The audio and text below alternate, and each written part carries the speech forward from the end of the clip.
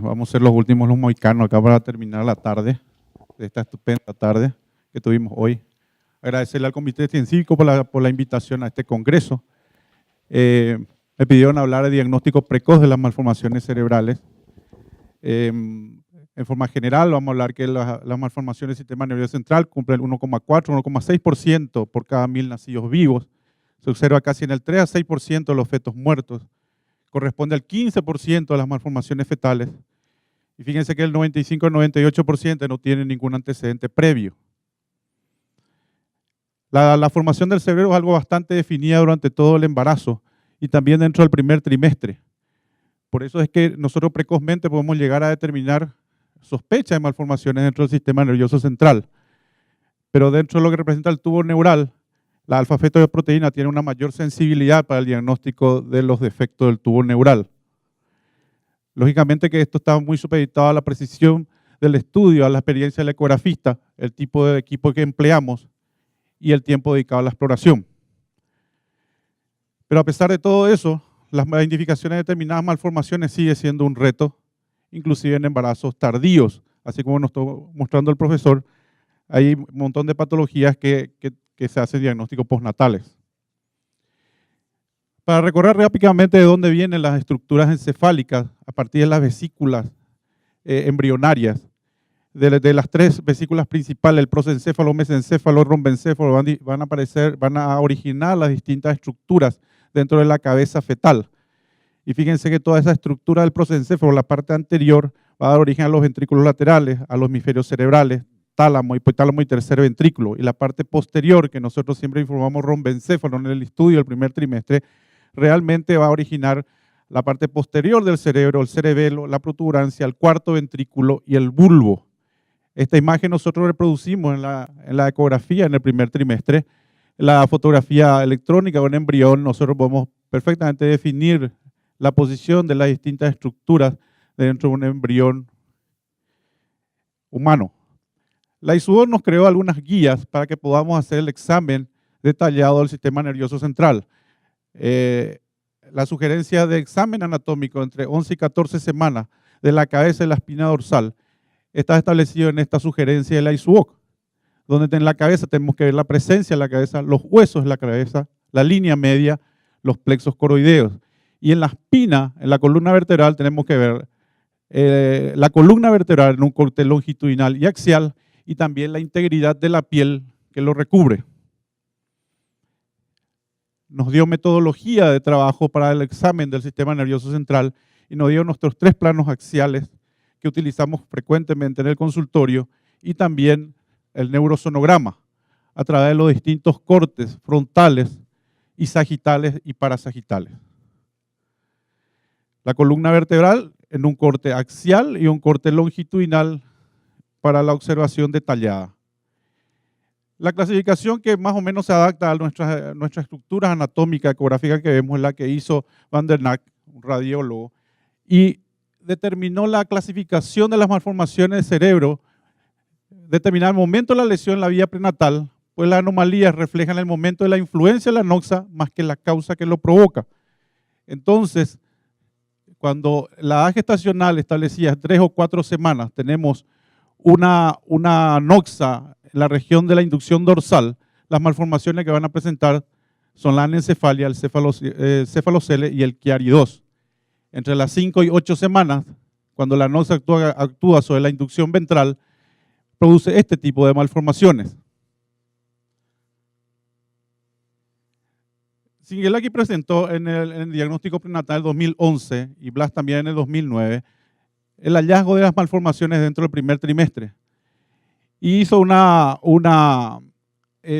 finalmente se ve acá que la mayoría de los diagnósticos de anencefalia dentro del primer trimestre, casi todas fueron diagnosticadas. Mucho menos frecuentes son las otras patologías, el encefalocele es menos frecuente, la espina bífida un poco más frecuente, y también es más frecuente el diagnóstico de la holoprosencefalia dentro de los primeros, de entre semana 11 a 14. Cristina Rossi publicó este artículo donde dijo que un 100% de detección dentro de la ecografía de semana 11-14 podría verse en la acránea, en la anencefalia, en la ectopia cordis, en el encefalocele, que tenía un 50-99% de detección el higroma quístico, la gastrosquisis, el onfalocele, la holoprosencefalia y la megavejiga. Y casi nunca podía ser diagnosticado en esta semana de embarazo en la agenesia del cuerpo calloso, la hipoplasia cerebelar y las malformaciones del resto del cuerpo. Cuando nosotros hacemos el estudio anatómico del embrión y nos podemos percatar de esta gran disrupción que tiene la cabeza fetal en un embrión de 8 semanas, nos damos cuenta que acá no vemos la presencia de ninguna vesícula encefálica que se suele notar con bastante precisión en esta semana de embarazo. La revisión posterior de este embarazo nos da una cabeza con una disrupción importante, una falta de formación de la calota y una formación de la cara fetal mal definida. Este mismo embarazo en semana 31, donde ya no vemos ninguna estructura presente en la cabeza fetal. Un embarazo en semana 14, donde vemos la presencia de la columna fetal, la formación de la cara y una gran disrupción en la cabeza, donde se ve el tejido cerebral, inclusive formándose, o sea, con las formaciones de las estructuras encefálicas, pero flotando dentro del líquido amniótico. Embarazo en 15 semanas, nuevamente la gran deformidad a nivel de la calota fetal. La imagen de volumen, lógicamente, son bastante llamativas, donde vemos la cara del feto totalmente formada y la falta de formación de la calota fetal. La anencefalia es una de las formaciones más frecuentes del sistema nervioso central. Es la primera que fue diagnosticada por ecografía. Tiene una detección dentro del primer trimestre con una frecuencia de 1 en 1000 o 1 en 200 fetos estudiados. Se caracteriza por la ausencia de la bóveda craneana. Se puede visualizar la cara fetal.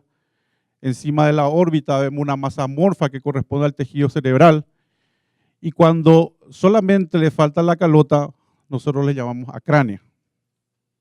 La característica ecográfica del primer trimestre es la imagen del signo del Mickey Mouse.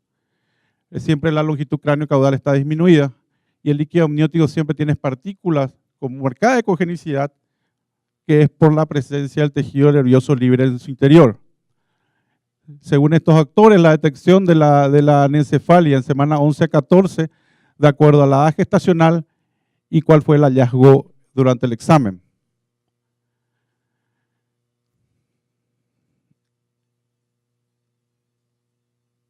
Un embarazo en semana 13, donde vemos una gran imagen unilocular en la parte superior. Cuando nosotros miramos este embarazo en un corte coronal, vemos una imagen unilocular ubicada hacia la parte anterior del cráneo. En un corte longitudinal, la presencia de la columna y una imagen unilocular en la parte frontal, donde la estructura de la línea media no se visualiza ni una gran fusión de los tálamos en este sector. Y esta es la imagen, un embarazo de 14 semanas, que en su evolución posterior, ya en semana 15, va progresando esa imagen unilocular en la parte frontal de la cabeza. Es la imagen precoz de la holoprosencefalia. La holoprosencefalia está producida por la división anómala del prosencéfalo. Siempre se caracteriza por la separación anormal de la línea media de los hemisferios cerebrales y la estructura diencefálica. Es una entidad aislada, tiene una transmisión autosómica dominante, tiene mucha asociación con infecciones y tiene un riesgo de recurrencia del 14%. La forma más grave y la que vamos a ver nosotros dentro del primer trimestre es la forma alobar, y es la cavidad monoventricular que vemos con la fusión de los tálamos en la línea media. El diagnóstico de la holoprosencefalia es la evaluación de la calota en los planos coronal, axial y trastalámico, y se visualiza la ausencia del cabum y la presencia del monoventrículo, como vimos en las imágenes anteriores. Esto puede asociarse con microcefalia y también con ventrículomegalia. Tiene una alta asociación con trisomía 13 y el pronóstico en la forma severa son letales y la alobar se relaciona con retardo mental. Según estos actores, el hallazgo de holoprosencefalia entre semana 11 a 14 semanas, y van detallando los 3 casos vistos por el profesor Sepúlveda, entre semana 11 y 14 también el hallazgo fue ventrículo único. Otro caso, un embarazo en 12 semanas, donde ahora vemos una imagen econegativa, pero corresponde a la parte posterior de la cabeza del feto. Cuando hacemos el corte transversal, vemos un agrandamiento marcado en la parte longitudinal, perdón, un marcado agrandamiento de la fosa posterior, que en semana 16 se localiza francamente por detrás del cerebelo. En semana 16 vemos una falta de formación del vermis cerebeloso, una imagen unilocular que va agrandándose conforme el embarazo va creciendo. Ya en semana avanzada nos da claramente la imagen de la cisterna magna aumentada de tamaño, la falta de formación del vermis cerebeloso y corresponde al complejo malformativo de Dandy-Walker. El complejo malformativo de Dandy-Walker en su forma clásica tiene una fosa posterior aumentada de tamaño, una agenesia parcial o total del vermis cerebeloso y una elevación del tentorio. En el primer caso, holoprosencefalia, vimos una imagen quística en la parte frontal de la cabeza. En este caso, en el primer trimestre, semana 11-14, vimos una imagen quística, pero en la región posterior, la región occipital. El Dandy-Walker tiene una prevalencia de 1 en 30.000 nacimientos. Puede estar presente en otros síndromes genéticos, una alta asociación con trisomía 13, 18 y tripoidía, y asociada a infecciones como la diabetes y el alcoholismo. La forma clásica dijimos que era una imagen quística a nivel de la fosa posterior con defecto del vermis cerebeloso. Esta es la que vamos a ver en el primer trimestre, semana 11 a 14. El pronóstico de la enfermedad Dandy es muy desfavorable, en una mortalidad que llega hasta un 24%, y en los sobrevivientes se ha reportado la presencia de déficit electoral en más de la mitad de los casos. Otro embarazo en semana 15, donde es bastante llamativa la presencia de una ligera deformidad de la cabeza, una falta de visualización de la estructura a nivel de la fosa posterior, una ventrículomegalia leve, 11 milímetros para semana 15, y ya un aplanamiento de los huesos frontales. A nivel de miembros inferiores se veía una desviación del ángulo interno del pie. Entonces, bajo los hallazgos anteriores nos fuimos a revisar columna, vemos la columna acá y una pequeña solución de continuidad en la parte inferior de la columna. Estamos en un embarazo en 14.6 semanas.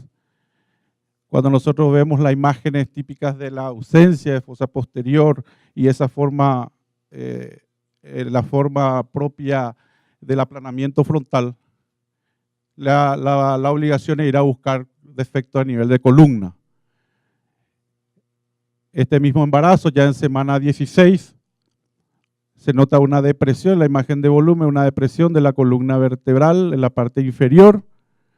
Se hizo mucho más notorio todos los signos cerebrales, una ausencia de la cisterna magna, una convexidad exagerada del cerebelo,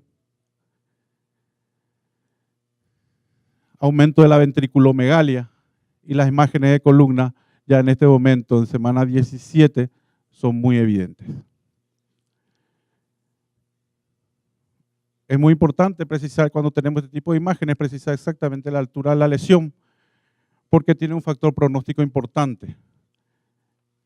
La imagen del pie-bot, esto correspondía a una espina bífida, un mielomeningocele, un defecto, del cierre primario del neuroporo, un defecto de la línea media de la vértebra, se localiza sobre todo en el arco posterior, tiene un riesgo de recurrencia al 5% y aumenta al 13% si existe un segundo niño afectado. Acá tenemos la localización, como en el caso que habíamos visto, que es la más frecuente de la lumbosacra. La mayoría de las veces son abiertas, en un 85%. Para el diagnóstico, los signos directos es la visualización directa del defecto vertebral, de los tejidos blandos y la presencia del saco horniario. Y los signos indirectos, a través de la calota, por desplazamiento del vermis cerebeloso, del cuarto ventrículo y la médula oblonga a través del foramen magnum, el síndrome Arnold-Chiari II.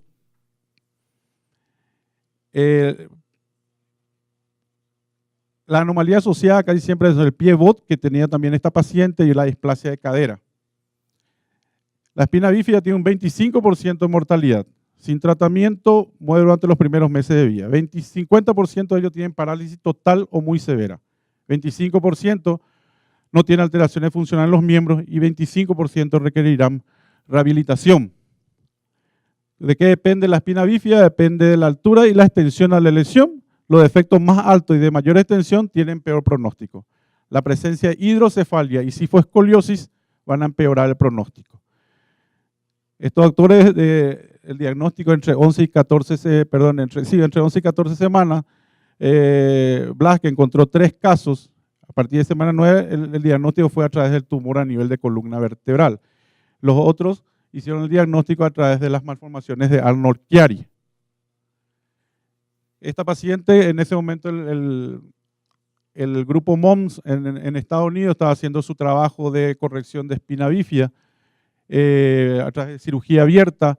Esta paciente le enviamos precozmente las imágenes ecográficas, fue aceptada dentro del programa.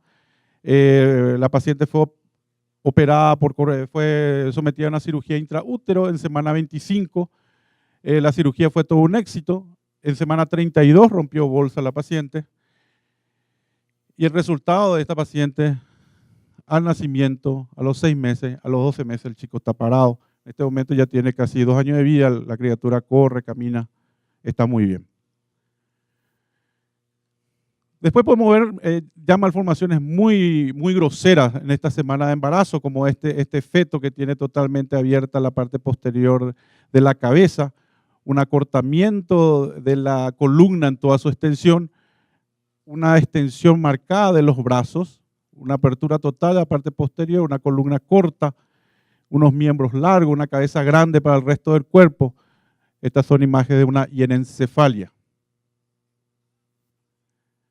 Una paciente que se fue remitida a nuestro servicio con el diagnóstico de una translucencia nucal aumentada, pero realmente lo que veíamos era esta imagen quística en la parte posterior de la cabeza, en semana 12. También llamaba mucho la atención la falta de definición de la nariz y del hueso de la nariz.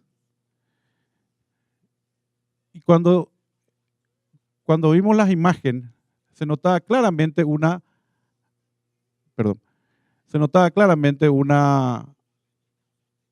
imagen quística en la parte posterior. Está parando solo esto. Una imagen quística que salía de la parte posterior de la cabeza. Si bien en la estructura, en el corte frontal, se notaban bastante íntegras. Una gran disrupción a nivel de la nariz y la imagen quística que se proyectaba desde la parte posterior. A medida que fue creciendo el embarazo, se notaba claramente que la formación quística iba agrandándose y ya pudimos revisar a partir de la semana 16 los huesos de la calota y se notaba la ausencia de la calota en un sector aproximadamente 1 centímetro en la parte posterior, a partir del cual protruía toda esta imagen. Inclusive en el seguimiento posterior se vio que la estructura de la fosa posterior iba penetrando entre esta imagen quística. Más adelante, cuando se fue definiendo las estructuras, vemos como toda la parte posterior, especialmente el cerebelo, está dentro de las formaciones quísticas. Estamos hablando de un embarazo de 16 semanas. Esa gran disrupción de la cara correspondía a un labio leporino. Ya en semana 18,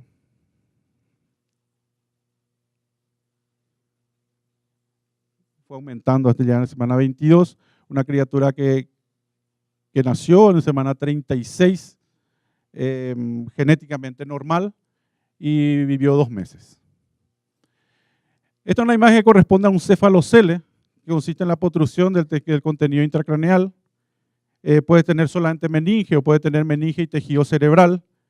Es muy rara. Tiene la localización más frecuente en la línea media occipital, 75%, la frontal 13% y los parietales corresponde al 12%. Puede aparecer aisladamente o asociarse a otros anomalías o síndromes que afectan frecuentemente la cabeza, la médula, la cara, el esqueleto y los riñones. Como en este caso tenía una afectación marcada. ¿Cómo hacemos el diagnóstico ecográfico? Se visualiza una imagen quística en la superficie craneal, siempre en la línea media. Puede tener tejido cerebral, en este caso tenía casi todo el cerebelo metido dentro de la imagen quística.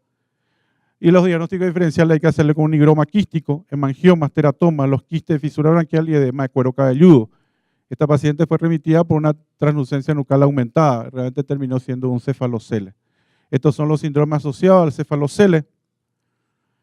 Y lógicamente que el cefalocele depende mucho de la localización de la masa, la cantidad de tejido herniado y las alteraciones que tiene asociadas. Tiene una mortalidad de un 44% los cefaloceles y un déficit intelectual del 40 al 92%. Y los meningoceles solamente tienen una mortalidad del 10% y pueden desarrollar una inteligencia normal en un 60%. Entonces la ecografía en semana 11 para el diagnóstico precoz de malformaciones cerebrales es bastante eficaz, sobre todo con los equipos de alta frecuencia que estamos utilizando hoy día, para que nos permita hacer un diagnóstico precoz, sobre todo para hacer un seguimiento multidisciplinario, y nos permiten también realizar estudios complementarios. En el caso de la espina bífida sirvió mucho para un diagnóstico precoz porque tiene un tratamiento prenatal que es la corrección intraútero de la espina bífida, ya sea a cielo abierto o por fetoscopía. Y lógicamente en los casos importantes, la preparación emocional de los padres, como en el caso de la anencefalia, nosotros en nuestro país no tenemos legislado eso, entonces la paciente tiene que cursar con todo el embarazo, llega hasta un embarazo de término y que llega a una carga emocional muy importante. Requiere un sostén importante, así como dijo el doctor anterior, hay algunos casos que no precisa hacer un diagnóstico precoz, pero sí se dan cuenta que en el tema de la espina bífida tenemos que tratar de agudizar los sentidos, porque el diagnóstico precoz sí cambia el futuro de ese chico. Muchas gracias.